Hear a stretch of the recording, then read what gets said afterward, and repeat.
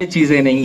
جس طریقے سے ہم اللہ سے یہ امید رکھتے ہیں کہ اللہ تعالی ہم تمام گناہوں سے بری کرتے، تمام گناہوں کو بخش دے اور اس گناہ کے بدلے میں ہمارے اوپر رحمتوں کا نزول کرے، تو اللہ یہ بھی کہتا ہے کہ تم یہ چاہتے ہو کہ ہمیں بخش دے تو تمہیں چاہیے کہ تم میرے بندے کو بخش دو، تمہیں یہ چاہیے کہ ہمارے بندوں کو معاف کر دو. تب جا کر کے رب فرماتا ہے اگر تم ہمارے بندے کو معاف کرنا قبول نہیں کرتے، پسند نہیں کرتے، تم ہم سے مغفرت کی امید کیسے کر سکتے ہو؟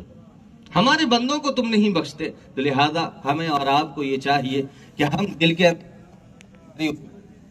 لیے بغض اور حسد جو بھرا ہوا ہے، ایک دوسرے کے لیے جو ہم اس طریقے سے ہم پیش آتے ہیں کہ دل کے اندر جلن پیدا لے کر کے ہم دیکھنا پسند نہیں کرتے، اللہ خدا اس طریقے سے ہم نہیں ملا کرتے. اس طریقے سے ہمارے دل کے اندر جو بغض و حسد ہے اسے مٹا دیں، اور مٹانے کے بعد ہم یہ عید پہ ہم غریبوں کی بھی ہم دیکھ بھال، ہم یتیموں کے بھی ہم پرسان حال ہوں، ہم مسکینوں کے بھی ہم پرسان حال ہوں. اور جب ہم اس طریقے سے ہم ایک دوسرے کو بانٹ، ہم رب سے یہ امید رکھتے ہیں کہ اللہ تبارک و تعالی ہماری جھولیوں میں بھی خوشی عطا فرمائے گا. درود پاک پڑھ لیجیے. اللہم صلی علی سیدنا شفیعنا حبیبنا نبینا مولانا محمد مبارک وسلم. صلو علیہ صلاۃ و سلام علیک یا سیدی یا رسول اللہ صلی اللہ تعالی علیہ وسلم. حضرات، عید نئے کپڑے پہن ہم نہیں.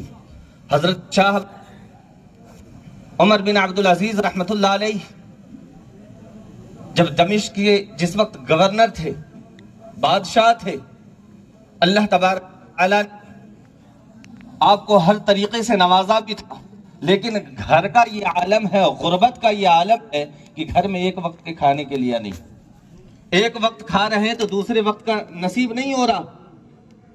غربت کا یہ عالم ہے کہ عید کے جیسے دن میں بچوں کے لیے نئے کپڑے تک نصیب نہیں. اللہ اکبر. جب دمشق میں عید کا چاند جب نظر آ گیا، بچے خوشیاں منا رہے ہیں، ہر وہ لوگ خوشیاں منا رہے ہیں جس کو اللہ تبارک و تعالیٰ نے ہر طریقے سے نوازا ہے. انہی بچوں میں ایک بچہ حضرت عمر بن عبدالعزیز رحمۃ اللہ علیہ کا ہے.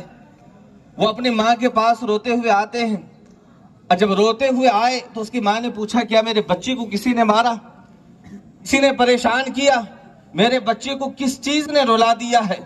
وہ بچہ کہنے لگا ماں، بات دراصل یہ ہے کہ عید کا چاند نظر آ گیا ہے اور ہمارے پاس نئے کپڑے نہیں کہ میں نئے کپڑے پہن کر کے میں خوشیاں منا سکوں، ان لوگوں میں شامل ہو سکوں جو نئے نئے کپڑے پہن رہے ہیں. اللہ اکبر. وہ کہنے لگے گھبراؤ نہیں، تمہارے بابا جان بھی آنے والے ہیں، لہذا جب وہ آئیں گے تو میں ان سے تمہارے جو گزارش کر رہے ہو، لہذا تمہاری اس درخواست کو میں تمہارے بابا جان کے پاس میں پیش کروں گی. اللہ اکبر. حضرت عمر بن عبدالعزیز رحمۃ اللہ علیہ جب گھر کے اندر تشریف لائے، ماں نے بچوں کے حال زار کو سنایا اور کہا کہ بچے اس طریقے سے کہہ رہے ہیں، لہذا آپ کہیں سے انتظام کر کے دیں.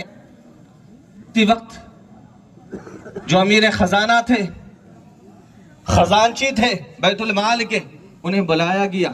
کہا کہ ایسا ہے کہ تم جو ہمیں مہینے کی تنخواہ دیتے ہو، لہذا ہم تم سے یہ کہہ رہے ہیں کہ ایک مہینے کی تنخواہ ہمیں ایڈوانس میں دے دو تاکہ ان پیسوں سے میں بچوں کے کپڑے بنا سکوں.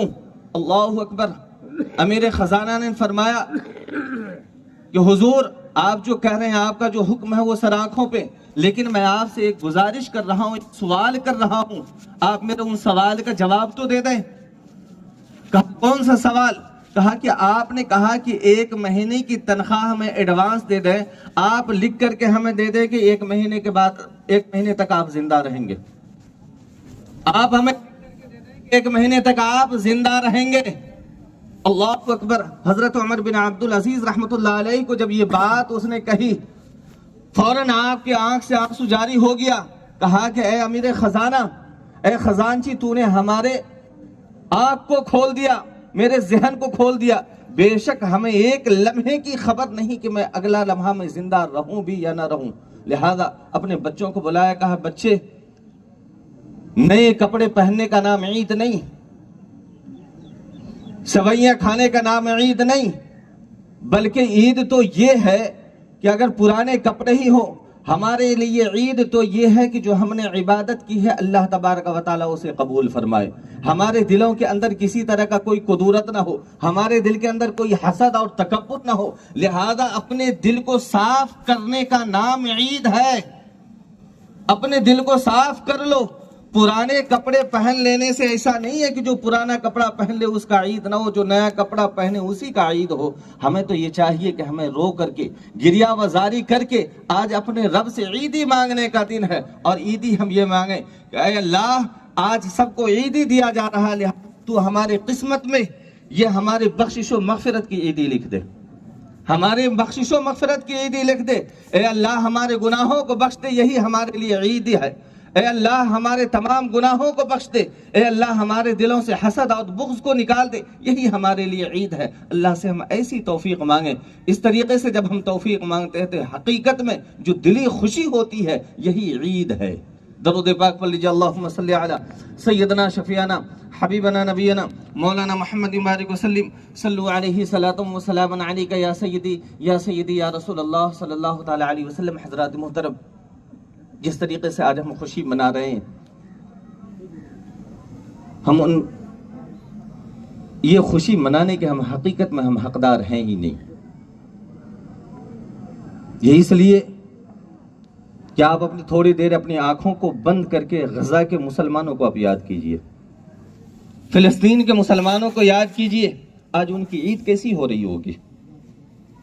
وہ ننھے بچے جو ابھی اس دنیا میں آئے ہی نہیں, جن کو ماں کے پیٹ کے اندر ہی شہید کر دیا گیا, وہ ننھے اور بلکتے بچے جو ایک ایک قطرے دودھ کے لیے ترس رہے ہیں, وہ بچے جن کو کھانا پینا تک نصیب نہیں, وہ بچے جو اپنے ماں باپ سے جدا ہو گئے ہیں, انہیں پتہ نہیں کہ ان کے ماں باپ شہید ہو گئے یا بھی زندہ ہیں, وہ بچے جو بڑے بڑے ملبے میں دبے ہوئے ہیں, ایک ایک سانس کے لیے وہ ترس رہے ہیں. کیا ہم اسے یاد کر کے ہم یہ کہہ سکتے ہیں کہ ہمیں خوشی منانا چاہیے؟ اسے یاد کر کے وہ لوگ جو شہید ہوتے ہی جا رہے ہیں, اور یہ چند دنوں کے معاملات ہوئے ہیں, یہ چند دنوں کے اندر اندر ہزاروں کی تعداد میں انہیں شہید کر دیا گیا, گھر سے بے گھر کر دیا گیا. 40 ہزار سے کہیں اوپر لوگ شہید ہو چکے ہیں, کئی لاکھ لوگ بے گھر ہو چکے ہیں. اللہ اکبر. ان کو ہم یاد کریں, ان کو ہم جس طریقے سے ہو سکے ہم ان کی مدد کریں. جہاں تک ہو سکے اگر ہم کسی طریقے سے مالی مدد نہیں کر سکتے تو رو کر کے اپنے رب کی بارگاہ میں دعا کریں, اور یہ عیدی اللہ سے یہ تحفہ مانگیں, اللہ ہمیں تحفے میں یہ عطا فرما کہ مولا تبارک و تعالیٰ ان کی عزت و آبرو کی, ان کے جان و مال کی تو حفاظت فرما. مولا تبارک و تعالیٰ جو ان کے اوپر امتحانات گزرے ہیں, مولا تبارک و تعالیٰ ان امتحانات کو دور فرما. مولا تبارک و تعالیٰ دشمنان اسلام کو تباہ و برباد کر دے, دشمنان مسلمان کو تباہ و برباد کر دے. ہم یہ دعا کریں, جب ہم اس کو یہ دعا میں ہم شامل رکھیں گے تو یقین جانیں کہ اگر ہم اس کے لیے یہ بھی نہیں کر سکتے تو کل قیامت کے دن وہی بچے جو آج شہید ہو چکے ہیں رب کے حضور اگر گر گرا کر کے کہیں گے, اے اللہ تو نے 57 ملکوں کو تو نے حکومت مسلمان جو مسلمانوں کی حکومت تھی, یہ لوگ خوشیاں منا رہے تھے اور ہم ہیں کہ تیری بارگاہ میں جان پیش کر رہے تھے, یہ خوشیاں منا رہے تھے, تو ہمارے لیے اس وقت کوئی جواب نہیں ہوگا. ہم رب کے بارگاہ میں جب وہ گریہ آزاری کریں گے, جب وہ دعا پیش کریں گے تو ہمارے لیے کوئی جواب نہ بن پڑے گا. لہذا کم سے کم ہم ان کے لیے دعا تو کر سکتے ہیں نا. اور جہاں تک ہو سکے بہت سارے ایسے بھی ٹرسٹ والے ہیں جو وہاں تک مالی مدد پہنچا رہے ہیں, ہم انہیں تلاش کریں, ہم انہیں ڈھونڈیں. ہم تو ہر طریقے سے خوشیاں منا رہے ہیں, جہاں جو چیز ہم نے چاہا وہ کھایا, جو چیز ہم نے چاہا پہنا, جیسے چاہی ہم نے خوشی منائی. لہذا جب اس وقت جب ہم خوشی منانے کے لیے نماز عید ادا کرنے کے لیے آئے ہیں, کاش کہ تھوڑے سے ایک لمحے کے لیے ہم اسے یاد کر لیتے. یقین جانیے کہ جب ہمارا یہ رویہ رہا اور اسی طریقے سے رہا تو یہ کہتے ہیں نا کہ بکرے کی خالہ کب تک خیر منائیں گے, کب تک خیر منائے گی. آج اس کی باری ہے تو کل ہماری بھی باری آ جائے گی. آج دیکھ رہے ہیں مسلمانوں کے حالات کو دیکھ لیجئے, کہیں تو نمازیں بند ہو رہی ہیں, نماز ادا نہیں کیے دیے جا رہے ہیں, کہیں تو کبھی روڈ پہ پابندی لگائی جا رہی ہے، کبھی مسجد کے چھتوں پہ پابندی لگائی جا رہی ہے کہ تم وہاں بھی نماز ادا نہیں کر سکتے۔ یقین جانو ہم نے یہ وجوہات یہ ہے کہ ہم نے خود سے مسجدوں کو ویران کر دیا ہے، خود سے مسجدوں کو ویران کر دیا ہے، اور آج نہیں تو کل ہماری مسجدوں میں بھی ایسے ہی حالات ہونے والے ہیں۔ یہ ان کا دوش نہیں، ہمارا دوش ہے۔ ہم نے اس سر کو، اس پیشانی کو سجدوں سے دور رکھا تو اللہ نے ہمیں یہ عذاب دیا ہے کہ اور وہ اپنی بارگاہ سے میں دھتکار رہا کہ تم ہمارے بارگاہ میں سجدہ کرنے کے لائق ہی نہیں رہے، کہ کتنی بڑی عذاب ہم پہ ہے۔ لہذا اے مسلمانوں، میں آپ لوگوں سے میں گزارش کر رہا ہوں، اس طریقے سے آپ نے رمضان المبارک میں مسجدوں کو آباد کر رکھا۔ لہذا خدا را ابھی بھی آپ مسجدوں کو آباد رکھیں، ایسا نہ ہو کہ ظہر سے واپس وہی حالات جو پہلے تھے، رمضان سے پہلے وہی حالات اب آ جائیں۔ ہم آپ لوگوں سے میں گزارش کر رہا ہوں، اور یہ جو مسجدیں بددعائیں دے رہی ہیں، ہر طرح کے عذابات میں ہم مبتلا ہو رہے ہیں، وجوہات یہی ہے کہ جب ہم رب سے دور ہوئے، اور رب سے ہم اتنا دور ہوئے کہ رب نے ہمیں دور کر دیا، رب سے ہم کیا دور ہوں گے؟ ہم نے اللہ سے توفیق نہیں مانگی نا۔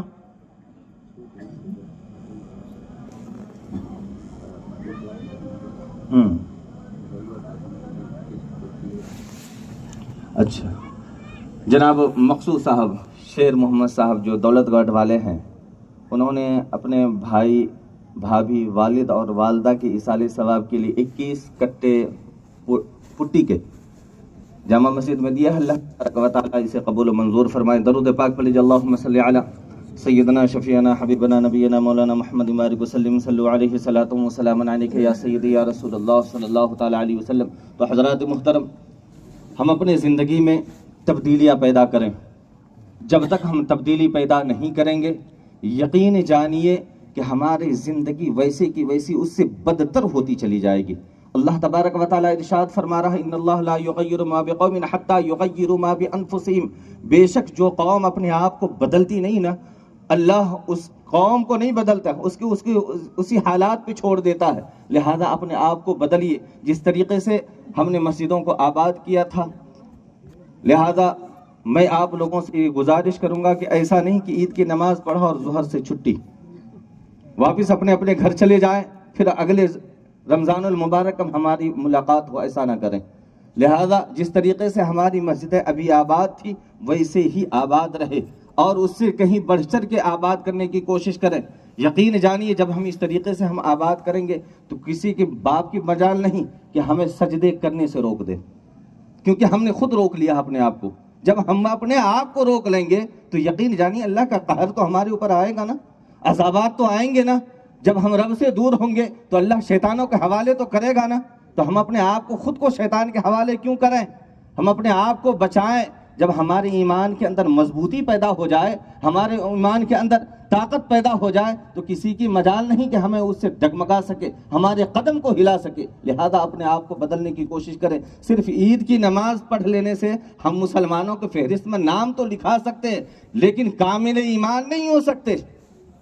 ان کو اپنے آپ کو بدلنا ہوگا۔ لہذا ہمیں آپ کو یہ چاہیے کہ ہم پورے طاقت کے ساتھ، پورے ہمت اور جوش کے ساتھ، پورے ایمانداری کے ساتھ ہم اپنے مسجدوں کو آباد کریں۔ اللہ تبارک و تعالی ہمیں اور آپ کو نیک عمل کرنے کی توفیق و رفیق عطا فرمائے۔ اور حضرت محترم، خوشی کا یہ موقع ہے کہ ابھی ہمارے آسن کے 2 نوجوان، 2 بچے جو ابھی بھلواڑے کی سرزمین پہ اعتکاف کے لیے گئے ہوئے تھے، الحمدللہ اللہ تبارک و تعالیٰ کی بارگاہ میں دعا ہے کہ مولا تبارک و تعالیٰ انہیں ان کی یہ عبادت کو اپنی بارگاہ میں شرف قبولیت عطا فرمائے، اور ان کی دین دنیا رات چگنی ترقی عطا فرمائے، اور ان کے لیے آخرت کا سامان بنائے۔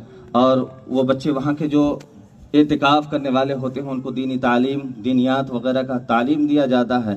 لہذا ان تعلیمات میں سے جناب ساحل صاحب، جو آزاد صاحب شیخ پہلا واس والے، ان کو یہ پہلا مقام حاصل ہوا ہے اور ان کو ایک عمرہ کا ٹکٹ ملا ہے۔